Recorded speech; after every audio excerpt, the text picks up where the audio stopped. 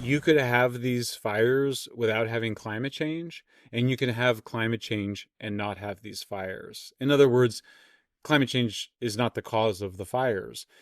To say that climate change plays a role, it's the same thing as saying that gravity plays a role. Is gravity playing a role in the fires? Well, sure. Like, it's hard to imagine what the fires would be like without gravity. All else being equal, obviously, climate change, warmer temperatures, you're going to have, drier wood. But we've had warm temperatures in the past, and we've had dry temperatures in the past, and we've had winds in the past. So when you interview the top scientist on this, John Keeley, I just interviewed him, he's very clear this was not caused by climate change. These are ignition driven fires. That's not to say that climate change isn't happening. It's not something we should do something about, but it's such a background factor. And again, I just think the bottom line is you can have climate change without having the fires. You can have the fires without having climate change. So deal with the direct causes of the fires. That's the main event. It seems like there climate change is such a big issue. And what I mean by not big issue as big and important, although obviously a lot of people think that, but big as in it's the planetary climate. So it is the ultimate example of a complex system problem that we can socialize all responsibility to and never connect causal dots. Like, well, how will we know that the thing we're doing to act on climate worked? Like, how do you understand that? How would we know that something to do something about climate change worked? Well, obviously, Bernie Sanders doesn't want to do anything about climate change because he wants to shut down all of our nuclear power plants. So, the only reason we didn't shut down California is because we were on the verge of blackouts. But I mean, so that's not really what it's about. It's that same thing where it's like climate change is just used to advance a radical agenda that existed before they came up with climate change as an idea and that they would pursue if they didn't have climate change as an idea. It's a deindustrial strategy.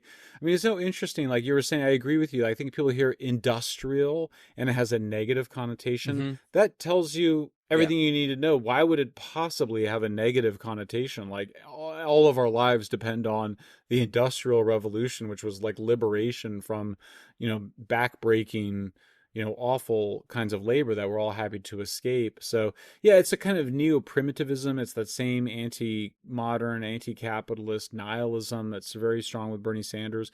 They got everything they wanted. I mean, that's the other thing is that the Biden administration with the Inflation Reduction Act, they gave them everything they wanted. It's tons of money for solar and wind and batteries. But if you go shut down your nuclear plants and you don't produce enough natural gas, then you're not going to reduce carbon emissions. The fires, of course, produce huge quantities of carbon, huge quantities of pollutants. It's true that the Earth should absorb a lot of those carbon emissions, but nonetheless, they're no different from the carbon emissions that come from fossil fuels and from vehicles. So preventing these kinds of fires should have been a massive climate change priority, but it wasn't. It was exactly like you said. It was buying Chinese solar panels, made by oppressed Uyghur Muslims in, inhospitable conditions in China. Nothing quite like I'm going to be a good person by hiring slaves to strip mine the Congo with children and ... I'm a good person again. I forgot. How did I get back to? I'm a good person now. Ship the materials to China where Uyghur Muslims in concentration camps will manufacture the solar panels and the batteries, and then they're shipped across to California. And we all feel like it's all symbolic politics. It doesn't really have to do with what they're talking about. How you gave a great talk last year at the ARC conference that was a sort of consolidated TED-like presentation, more or less pointing out that many of the things that we are told are going horribly, horribly wrong aren't. Give me some examples. Give viewers some examples of the things that are in your book and in that talk that they hear. They're especially our kids. Our kids go to environmental sciences class in high school, and they're told all kinds of stuff. A lot of it offhand, a lot of it sort of like this four degrees of separation storytelling. But what's really going on? What are some big examples? That's the worst because, of course, they're just trying to depress children. It's sad and it's working. Yes. Kids need to know that all of the big environmental trends are going in the right direction. Carbon emissions in the United States have declined more than they have in any other country in the world, mostly due to the switch from coal to natural gas. Emissions have been declining in rich countries, Britain, France, Germany, Europe, for decades. Again, mostly from the transition to nuclear, to natural gas. We're growing more food on less land. Half as much land is required to produce the same amount of food as it was in 1961. Species are coming back around the world. Green grasslands, forests coming back. When you don't have to use the earth for farming, you can return it to nature. But I heard we're in the sixth great mass extinction. That this is the Anthropocene era, right? Like what? How does that?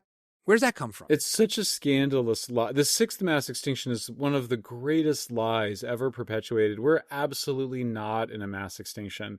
We are, to be in a mass extinction, 75 to 90% of all species on Earth have to be on the verge of extinction. 1% are at serious risk of extinction, 6% at moderate risk. We've done an incredible job. I mean, basically, conservation has worked. It's helped to be more efficient with agriculture. We produce more food on less land, but conservationists have done an amazing job. I mean, we've just created so many parks and protected areas. The one whale species that is genuinely at risk of extinction right now is at risk of extinction by an industrial wind energy project off of the East Coast. The North Atlantic right whale is the only whale that's at the verge of extinction, and it's because they're trying to the whales are being harmed by the construction of this wind farm, these big wind farms off the East Coast. So one of the greatest threats to the natural environment and to conservation is coming from the expansion of renewables, because solar panels and wind turbines require 300 to 600 times more land as a natural gas and nuclear plant. So if you care about the natural environment, you should be in favor of fracking for natural gas because it replaces coal, dung, and wood. And you should be in favor of nuclear power because it's an incredibly concentrated way to generate power. A lot of people that are fortunate enough to live in the first world don't realize how the bottom 2 billion people on this planet rely on dung and wood inside their domicile to live, and that the greatest environmental threat they face is inhalation of smoke from burning to cook and keep warm. Right. And it's just a completely, if you talk about luxury beliefs, it's like we're living here in modern luxury with all this technology. It's practically free for us. And that next margin of additional energy is utterly life transforming for people. So how did you come to know these things? Well, I mean, I went to poor countries. I mean, I think it's very important for people to travel and see how the poorest people in the world live and how special it is to have cheap and reliable energy. You know, it's amazing to see the experience, the smiles on a person's face, a mother or her daughter as they're cooking in a poor country in sub-Saharan Africa or Asia or Latin America, and they get for the first time liquid petroleum gas. It's just LPG. It's like campfire fluid, replacing the wood and dung which you have to fan, and you're breathing the smoke. It's liberation. It also frees them up to do other things. They can cook a pot of rice or a pot of beans and go on to doing something else with their time. It's labor saving. It's liberating for women. Energy is, providing, getting cheap energy to poor people around the world is the most important thing you can do in terms of advancing the rights of women and girls. This will sound to like typical modern ears like some kind of trad statement, but dishwashers and washing machines are liberation machines. Oh, yeah. That's what they are. It's absolutely, like, aren't they? Oh yeah, it's amazing. Yeah, no, for sure. I mean, it's so funny. There's one of my favorite books is my friend Richard Rhodes wrote The Making of the Atomic Bomb and the Manhattan Project. Of course, they go on all these famous scientists and their wives and their families. They moved to New Mexico, and I'll never forget. I can't remember who, as the wife of maybe Fermi or one of the great scientists. She insisted on bringing to New Mexico. This is must have been like 1942 or 43. She insisted on bringing to New Mexico her dishwasher because it was such a form. And, these are intellectual, these are smart ladies. She insisted on bringing her dishwasher all the way to New Mexico, a primitive dishwasher. You can imagine, 80 years old now, right? Because it was so important to her to not be stuck washing dishes all the time.